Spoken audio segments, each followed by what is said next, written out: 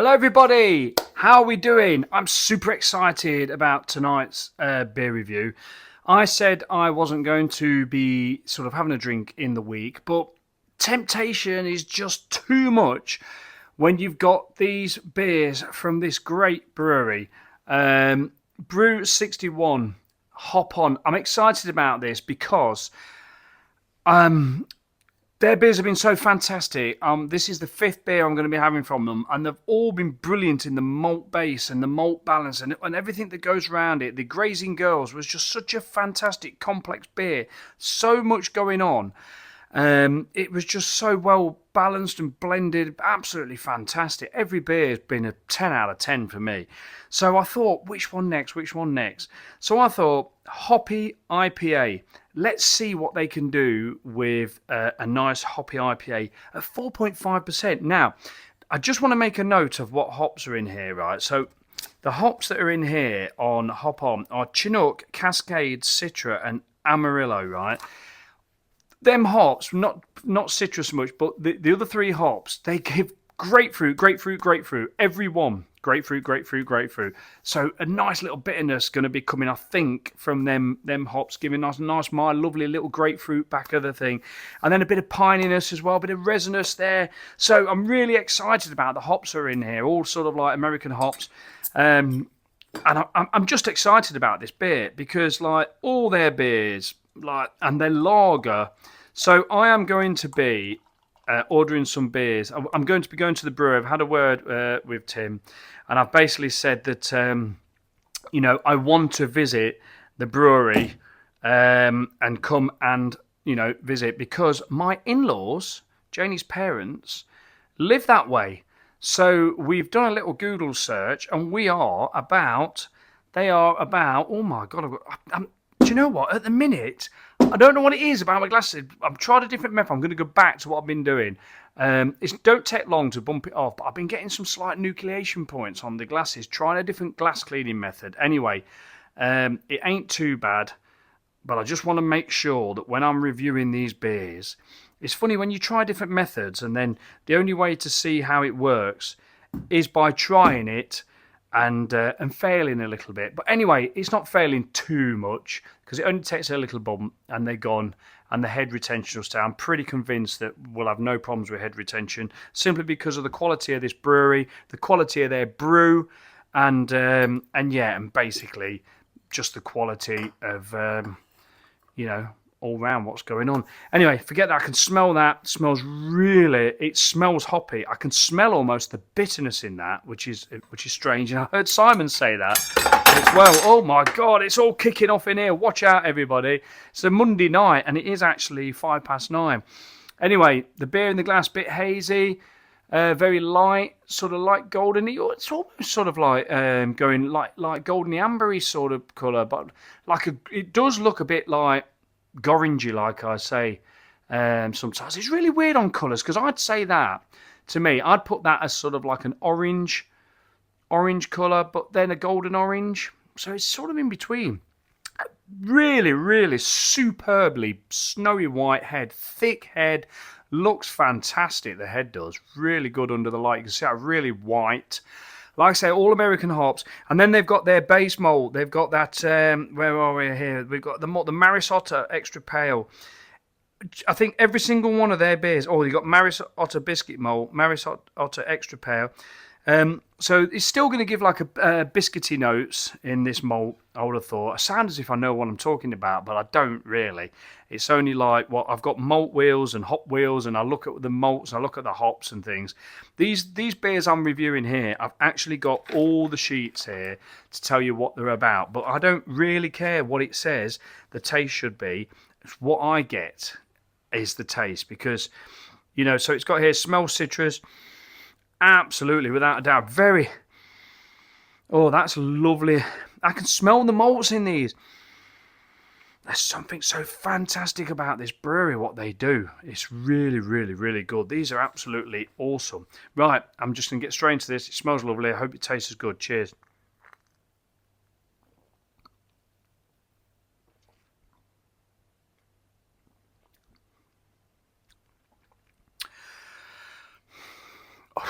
My goodness me. Do you know what? Been putting so much craft beer down my neck. It's so beautiful to sort of get back to a traditionally brewed sort of like cask. These are all, say, every single one of these available in bottle and cask, every single one. The Hazy Pale Ale can, keg and cask. You'd expect probably that to be in a keg as well. Bottle and cask, the BDA, which I'm excited about. It didn't come in this batch, but I've seen some people have had that. But yeah, they're all cask and keg. And at the minute, whilst there's all this keep cask alive, and they're trying to sort of like, there's a petition that you can sign. Go to the craft beer channel, Johnny Garrett and Brad. We're all saying if we sign this, it's already got nearly 15,000 signatures. It wants to be debated in Parliament to get like on. Basically, craft beer is like our national sort of heritage, isn't it? And we want to keep the cask alive, and it wants to be recognised, as a great British tradition. And honestly, these I think I've said when these first were established. I'm not sure looking on their website. But like, it's like they've been brewing for like hundreds of years. The way that this beer is. What I like about this, even though you got that citrusy note, as soon as you put this up to your nose, you get hit with the malt, that base malt. You just get hit with that lovely sweetness, and then the hops that they used. At 4.5%, they're not gonna be like mashing loads and loads and loads of hops in there, because there's probably not that much of a malt based sort of like stop any hop burn type of thing. This is why when we have these 8% dippers, you can make them massively hoppy and the malts you hardly taste. But what I love about this is really traditional. If I went to a pub and I could have a pint of this poured on cask, oh my God, it would be absolutely amazing. I'm almost thinking I need to start putting these through the physics machine. But they pour great anyway. They pour great just under their bottle.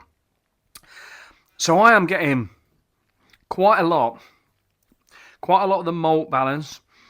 I'm getting a bit of the resinous stuff out of the hops. There is a bitterness there. It's not as bitter as I thought it would be. I thought with having 3 hops with like where you can get a grapefruit sort of like twang out them hops, but it's a nice bitterness. It's a nice. It's not overly bitter. The flavours in here are just really, really lovely. And another one that's so well balanced is very tricky to pick out individual flavours. But there's a lot of citrusness going on there, like a resinous sort of orangey, resinous orange. Really quite weird, really, because with the orange flavours in beers, I normally get like a very zesty sort of like orangey zest. Like if you grated an orange peel. These beers just are so complex. They're just so like it. The reason I need to waffle on about this beer is I can't rush it. It's not a beer that I can rush, because instantly you're going, oh yeah, I've got all this flavour, that flavour. I want to savour it. It's a beer I want to savour. I want to make it last. There is definitely the grapefruity flavour there. There is a bit of pininess as well. Not overly piney.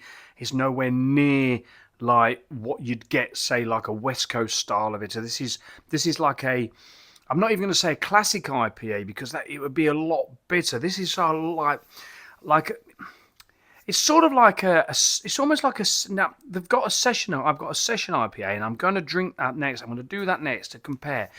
This for me tastes sort of quite like a nice session IPA, but then just when you think it's a session IPA, it's giving you some punchy hops that makes it more more punchy than sort of like just very, you know, light, if you know what I mean. This isn't like a light IPA. This is a hoppy IPA. And now I've put it down and I'm sort of like not drinking it. I can feel that bitterness on the back. I can feel it's not giving me any dryness really. It is making me salivate, but it is nice and resinousy. It's very nice and malty. It's just an absolute. It's just one of those beers where it's going to keep giving. It's going to. If I had 2-3 bottles of these, each one that I have will give me something different. It's like it's 1 minute you're getting this, 1 minute you're getting that. I'm going to pause the video just for a second or so. It'll only be a second for you. Just to savour this for a minute, so I'm not waffling on, just to see really, really what I'm getting from this beer. Because it's so much in there. The grapefruit's coming through, but there's so much in there that I need to discover, but I need the time to do it. So I'll be back to you in a second. Hey, I'm back. So all I'm going to say is I've put the beer down and I've sort of stood here and I've let it just linger on my palate and I've just let it just do what it's doing.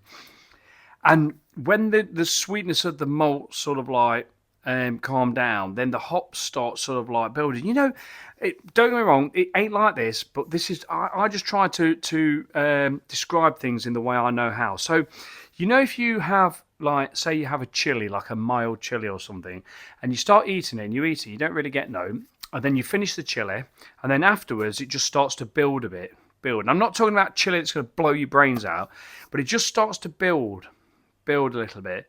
And then in order to sort of calm that down, you'll have, like, say, you'd have a glass of milk, and the milk is sort of like creamy, lactosey, isn't it? You know, and then that calms it down, but then it starts to sort of like come back. This is how it is. If you imagine, so you've got this, like, the Marisota malt, and it's like, you know, it's a light coloured malt and everything else, and it's got that real sort of like cereally biscuity type of sweetness about it. And so as you have it, and then the hops start to build when you've left it alone. And they just start to build, and it's like building in your mouth, and the hop profile's shining through. But then, of course, you don't want to put the beer down for too long. You want another sip. As you put it up to, you get the... I love what you get. As you put it up to your nose, it's a lovely malty smell. And if you was to smell that, it's not highly hopped in the aromas. You can smell a citrusy, resinousy sort of like hop profile there, but it's very malty. And then, like now, the hops, they're coming through. They're starting to just come through, building like a chili would. And then you have another sip. Holding that in my mouth there, I was definitely getting some orangey notes. So yeah, you sip it, you get the malts. I swirled it around my mouth. I breathed a little bit. I got a bit of orangey notes there. Really resinous type of orangey. Not like the pith, the more nice sort of like orange. And then the malts, but then you put it down, the malts start to sort of like creep to one side, and then the hops start to build. And then you go in for another sip. My descriptions. I tell you what, it's crazy. It's just a fantastic beer. It's just one of those beers that, like, it takes you by surprise. Every time you sip it, it's almost like I forget that I'm actually talking to you guys because I'm just into this beer. It's almost like, look, I don't want to talk to you anymore. Like, well, shut up, Speno, then. I'm bugger off. Yeah, I just want to enjoy this beer. But, you know, regrettably, I've not got another one. But that's not a problem because these were sent out the goodness of their heart to me and everybody else. But when I order some beer from them, I think this one in particular is going to be one that I'm going to double or triple up or quadruple up because that's a great beer. The lager, I am going to buy some of the lager and I'm going to put that against Clarkson's lager because that's a good lager. But I think the it's here. The Golden Fleece Lager from these is absolutely banging. Right, this is beautiful, fantastic.